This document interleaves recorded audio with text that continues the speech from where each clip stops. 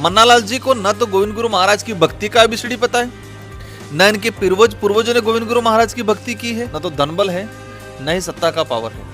हमारे कार्यकर्ता वही छापामार युद्ध के आधार पे चुनाव लड़ेंगे और जोरदार तरीके से दोनों सीट जीतेंगे। ये बोला है कि आदिवासी न हिंदू है, न ईसाई है, न बौद्ध है, न सिख है, न मुस्लिम है। 3% आदिवासी बाहुल है, लेकिन 27% बचता है, उसमें एससी माइनॉरिटी, जनरल और ओबीसी वर्ग है। क्या आप उनके राजनीतिक आरक्षण को लेकर उनके समर्थन में है क्या? आप देख रहे हैं कट टू कट लाइव और हमारे साथ जुड़ चुके हैं सांसद राजकुमार रौत।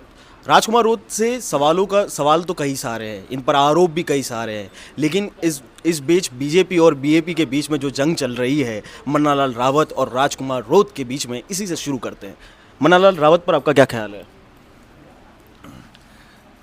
पहले के ख्याल और अभी के ख्याल में काफ़ी डिफरेंस है, रात दिन का अंतर है। पहले ये था कि पार्टी तो चलो हमारी अलग है, लेकिन एक समझदार संजीदा एक अधिकारी वर्ग से आया हुआ व्यक्ति है, तो कहीं न कहीं समुदाय के संवैधानिक अधिकार, यहाँ के मूलभूत सुविधाओं पे काम करेगा, और वो सत्ता पक्ष के हैं तो वो अच्छा काम करेंगे, ये ख्यालात थे। लेकिन वो कहते हैं कि खोदा पहाड़ निकली चुइया। जैसे वो सत्ता में आने के बाद जिसके इनको नशा चढ़ा है सत्ता का, और सत्ता का नशा और धर्म का नशा दोनों एक करंट पैदा हुआ है, और उस करंट से मतलब अलग तरह की नेगेटिव एनर्जी प्रकट हो रही है पूरे शेड्यूल एरिया के अंदर, और इतना दूषित कर दिया है इस इलाके को जिसकी कोई सीमा नहीं है। जिस तरह से वो धर्म की पॉलिटिक्स, देखो धर्म एक आस्था है, संविधान भी स्वतंत्रता देता है कि हर व्यक्ति को कि अपनी आस्था के अनुसार, अपने विवेक के अनुसार किसी भी धर्म को अपनाए। हम किसी धर्म के विरोधी नहीं है, लेकिन जिस तरह से आदिवासियों के अधिकार को ख़त्म करने, आदिवासियों को एक विशेष धर्म ऊपर थोपने, और आदिवासी कोई समुदाय अगर उस धर्म को या उसकी पार्टी को नहीं मानता है तो उनको घर जलाने, उनको लाठियों से मारने के जैसे बयान आए। एक सांसद पद पे रहते हुए आदमी ये उनके कार्यकर्ताओं को कह रहा है कि आदिवासियों के घर जलाओ और उनको लाठियां मारो। बीएपी के कार्यकर्ता घर जलाओ और वो जलाओ, ठीक है, बिल्कुल बिल्कुल भाई। बीएपी के कार्यकर्ता उस इलाके में आदिवासी समुदाय से ही हैं, तो सारे बीएपी मतलब आदिवासी। बीएपी के कार्यकर्ता से बीएपी का कार्यकर्ता आदिवासी समुदाय से है, और एक आदिवासी समुदाय या बीएपी के कार्यकर्ताओं को तो मतलब एक व्यक्ति को या पूरे गांव को टारगेट कर रहा है, तो पूरे समुदाय को ही टारगेट कर रहा है भाई। बीएपी का कार्यकर्ता है, बीजेपी का कांग्रेस का कार्यकर्ता, इससे पहले हमें देखना है कि आदमी उस समुदाय से, गरीब समुदाय से है, और उनको घर जलाने की बात कर रहा है वो। तो जिस तरह से उन्होंने अभी मानगढ़ का इतिहास, मानगढ़ में गोविंद गुरु महाराज का जो आंदोलन छड़ा, और गोविंद गुरु महाराज हमारे इलाके से डूंगरपुर, बांसवाड़ा, मध्य प्रदेश, गुजरात, इस इलाके में काम किया।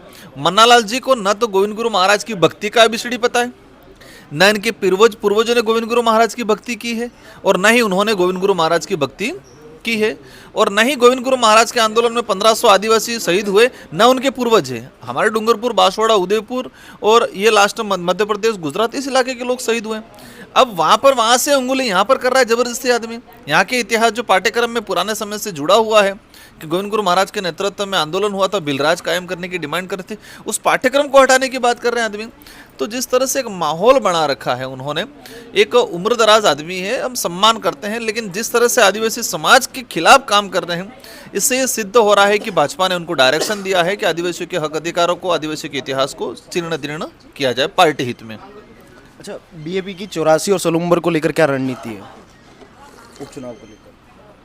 बीएपी की 84 और सोलुम्बर की रणनीति, वो कहते हैं छापामार युद्ध। कांग्रेस बीजेपी के पास धनबल है, इनके पास सत्ता का पावर है। हमारे पास न तो धनबल है, न ही सत्ता का पावर है। हमारे कार्यकर्ता वही छापामार युद्ध के आधार पे चुनाव लड़ेंगे और जोरदार तरीके से दोनों सीट जीतेंगे।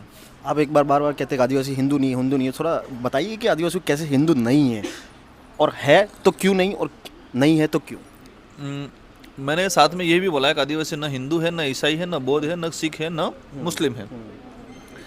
आदिवासी समुदाय ऐतिहासिक पृष्ठभूमि के आधार पे देखा जाए तो उनकी एक अपनी अलग से आइडेंटिटी है।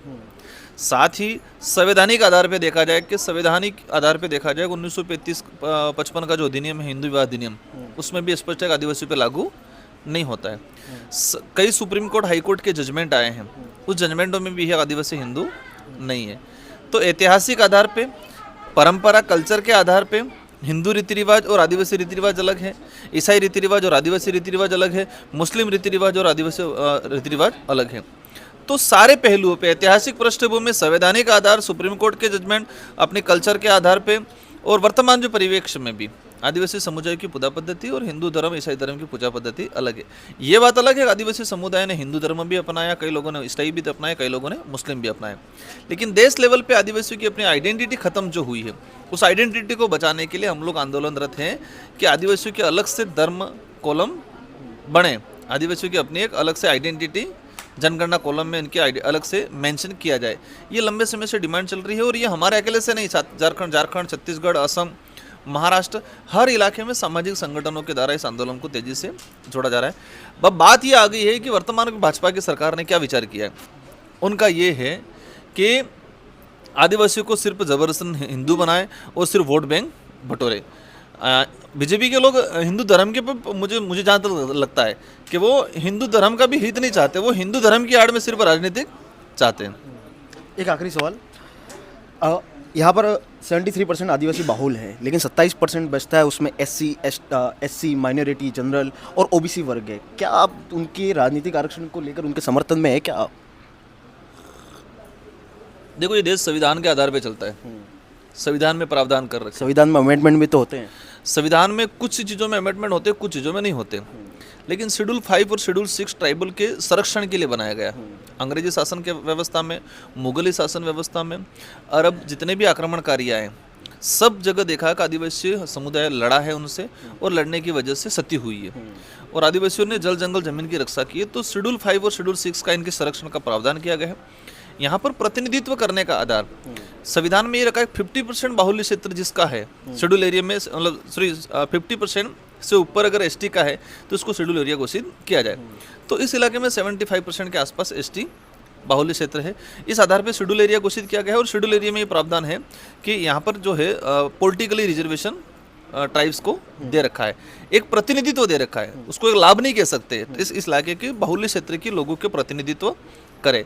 अन्य समुदाय के लोग भी हमारे पार्टी से जुड़े हुए, कांग्रेस में भी जुड़े हुए, बीजेपी में जुड़े हुए और हमारे साथ भी जुड़े हुए। उनका भी जो काम है, जो मतलब मूलभूत सुविधा या मूलभूत कोई काम काज है, तो हम लोग करते हैं और करते आएंगे आगे भी। मतलब अगर किसी ग्राम पंचायत के अंदर जनरल ओबीसी और उनकी तादाद ज़्यादा रहती है, किसी दी भी देखी गई जहाँ एसटी कम है, तो उस परिवेश में अभी तक शेड्यूल एरिया के अंदर ऐसा कोई ग्राम पंचायत लगभग शायद नहीं है। और शेड्यूल एरिया में प्रावधान ही ये है कि ट्राइब्स ही बनेगा। पहाड़ पंच में है, हालांकि डेलीगेट में भी कुछ रिजर्वेशन का है, लेकिन मूल जो अध्यक्ष पद है वहाँ पर शेड्यूल एरिया का ट्राइब्स ही बनेगा। संवैधानिक प्रावधान है और ये हक है। हाँ, ये हमारे साथ थे राजकुमार रूत। ये दूसरी जो कम्युनिटी है उनके राजनीतिक आरक्षण को लेकर भी बात कही। मन्नालाल रावत को लेकर एक बार ये फिल खुलकर बयान दिया। ऐसे बयान ये देते रहते हैं और मन्नालाल रावत भी इनके खिलाफ खुलकर बोलते रहते हैं। कट टू कट लाइव पूरी कोशिश करेगा कि मन्नालाल रावत को भी कैमरे पर लाए और उनसे भी सवाल किए जाए। तब तक के लिए देखते रहिए कट टू कट लाइव।